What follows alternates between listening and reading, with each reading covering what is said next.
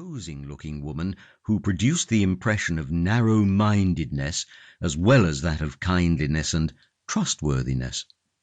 Meanwhile, Frau Nimptsch apparently took no offence and only repeated, "Yes, his evening at the bowling alley."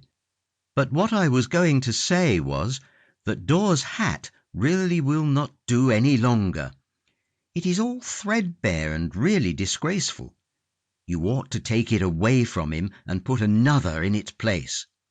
Perhaps he would never know the difference, and not draw up your chair, dear Frau Dor, or perhaps over there where the footstool is. Lena, you know, has slipped out and left me in the lurch again." "Has he been here?"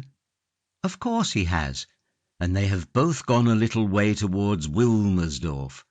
Nobody comes along the footpath, but they may be back again any minute." "Well, then, I had better go." "Oh, no, indeed, dear Frau Dor. He will not stay, and even if he should, you know, he would not mind." I know. And how are things, then?" "Why, how should they be? I believe she is thinking of something even if she does not want others to know it, and she is imagining something or other." "Oh, my goodness," said Frau Dor, as she drew up a somewhat higher stool instead of the footstool that had been offered her. "Oh, my goodness, then it's bad. Whenever one begins to imagine things, trouble begins. It is just like the Amen in church. See here, dear Frau Nimptsch, it was just the very same with me, only there was no imagining, and that is just why everything was really quite different." Apparently Frau Nimptsch did not really understand what Frau Dor meant, and so the latter went on, "And because I never took any notions into my head, things always went perfectly well and smoothly, and now I have Dor. Oh, well, that isn't much, but still it is something respectable, and I can show my face everywhere, and that is why I went to church with him too, and not merely to the registrar's office. If you only go to the registrar's office, there will always be talk." Frau Nimptsch nodded. But Frau Dor repeated, "Yes, in church, in the Matthäerkirche.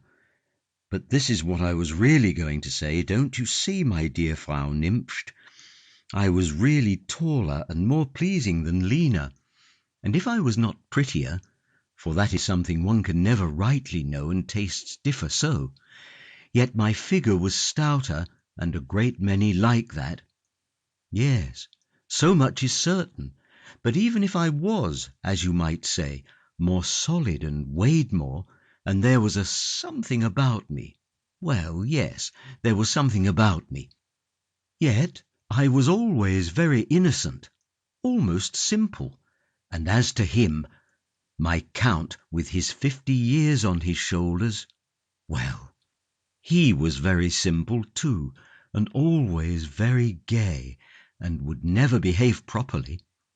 And before long I told him, 'No, Count, this will never do.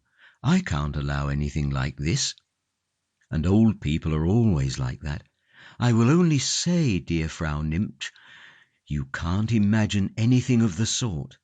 It was dreadful, and now when I see Lena's Baron, it makes me ashamed to think what mine was like.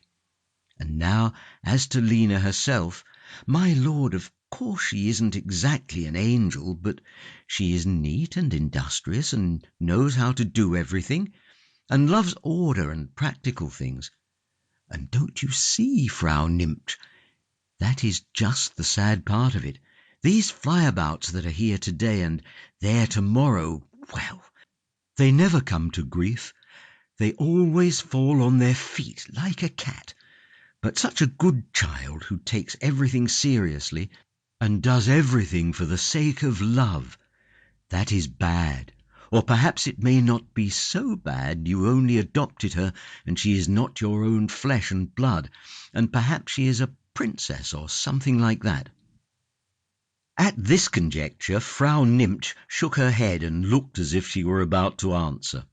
But Frau Dor had already risen and said, as she looked along the garden path, "Heavens, there they come!